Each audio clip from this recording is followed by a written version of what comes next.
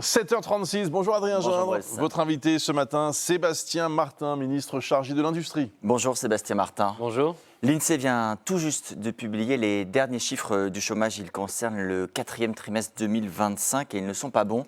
Une hausse de plus 0,2%, ce qui porte le chômage à 7,9%. C'est du jamais vu depuis 2021. Il y a de quoi être inquiet quand même.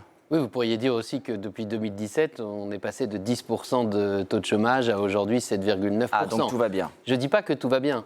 Je dis qu'il faut toujours mettre les choses en perspective et que cette augmentation, elle est aussi révélatrice des difficultés que notre pays traverse face à une concurrence notamment sur l'industrie en provenance d'Asie qui fait des ravages sur un certain nombre de secteurs industriels, mais je suppose qu'on va en parler dans l'entretien. Eh bien, parlons-en en effet, puisque vous vous rendez ce matin avec le chef de l'État à Dunkerque sur l'un des sites d'ArcelorMittal. Le premier producteur d'acier français doit notamment annoncer des investissements moins émetteurs en carbone. On parle d'1 milliard d'euros d'investissement, ce sera bien ça, c'est le bon ordre de grandeur ?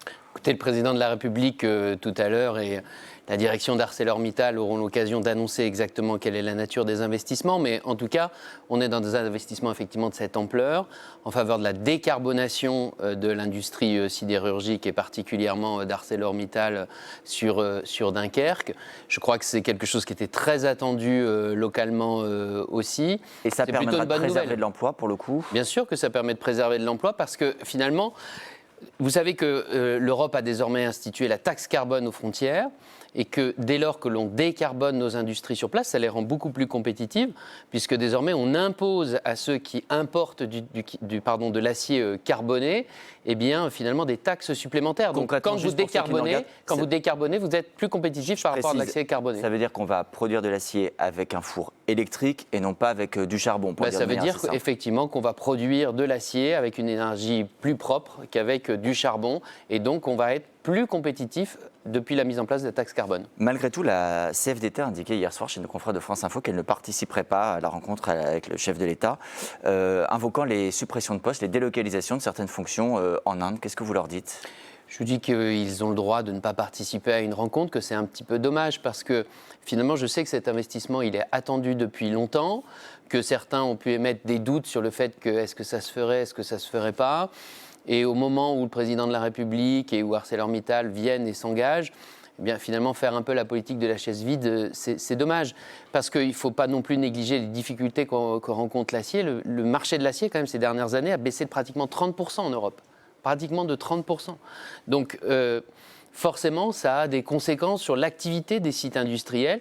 Mais là, on a une bonne nouvelle et je pense qu'il faut s'en réjouir. Ce matin, dans le journal Le Monde et dans plusieurs journaux européens, Emmanuel Macron appelle, je le cite, à la préférence européenne sur des secteurs stratégiques. Il cite notamment l'acier. Il dit que sinon, les Européens seront balayés. Il se trouve qu'hier, ici même à votre place, le haut-commissaire au plan Clément Beaune faisait une proposition, taxer de 30% tous les produits venus de Chine. On va l'écouter. Aujourd'hui, les produits chinois, on le voit sur le véhicule électrique, sont souvent de meilleure qualité ou au moins d'aussi bonne qualité que les produits européens. Si on ne réagit pas face à ça par un bouclier commercial massif, c'est un danger de mort pour notre industrie en Europe en général. Vous voyez la même alternative, 30% de taxes ou la mort assurée ? Moi, je suis convaincu qu'il est nécessaire d'avoir des mesures de protection au niveau européen. Parce qu'on a des produits qui arrivent en provenance d'Asie qui sont à des prix inférieurs même au coût de la matière.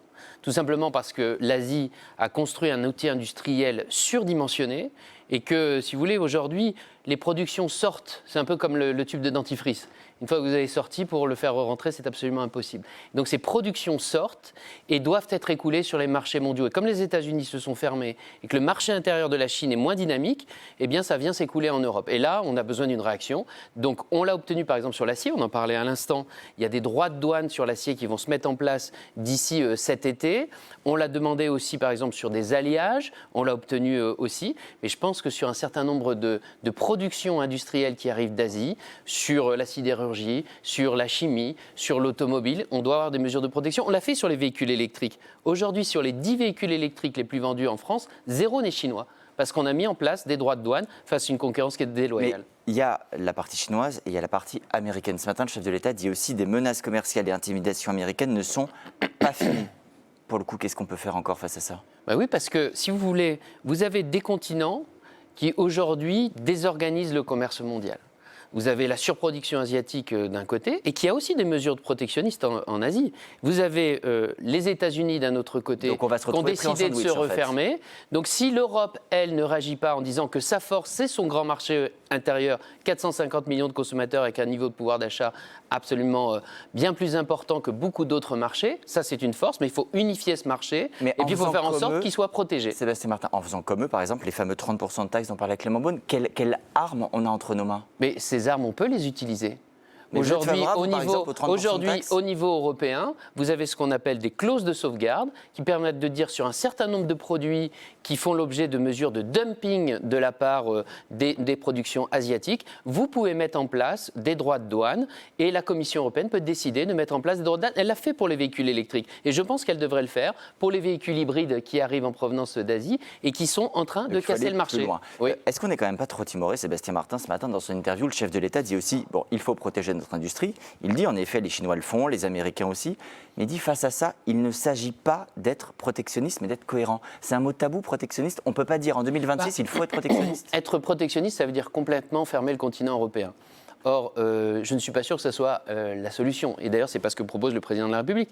Parce qu'il y a un certain nombre de choses, de toute façon, qu'on ne produit pas et qu'on ne produira sans doute jamais en Europe. Donc, il faut rester ouvert et il faut être capable d'échanger avec le reste du monde.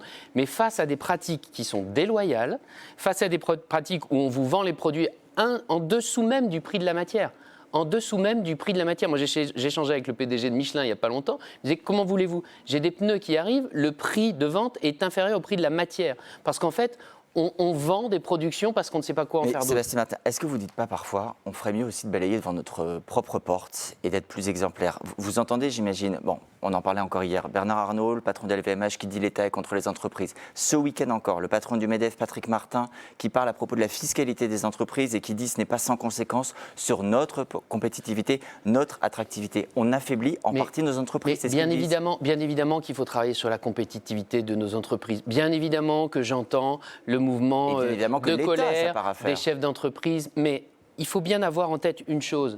En face de vous, quand vous avez ce qu'on appelle un tsunami, ce n'est pas simplement en travaillant sur 2% de baisse des charges que vous allez régler le problème. Bien sûr, il faut travailler sur la compétitivité. Bien sûr, il faut améliorer tout ce que l'on peut améliorer pour que nos entreprises soient plus compétitives. Mais vous ne pouvez pas le faire si, en même temps, vous ne vous protégez pas. Ce n'est pas quand la maison est inondée que vous attaquez les travaux de réparation. Vous voyez, là, la vague, elle est là. Donc, face à la vague qui est là, il faut protéger pour pouvoir travailler en parallèle sur la compétitivité. D'ailleurs, c'est ce que dit le président de la République. Il faut avoir des investissements communs. Il faut décider de filières d'avenir en commun au niveau européen, sur la chimie, sur la pharmacie, sur la machine-outil, sur l'automobile, sur les nouvelles technologies, et se dire on investit massivement, on fait des choix, et pour pouvoir le faire, il faut fermer un peu à la vague du tsunami asiatique.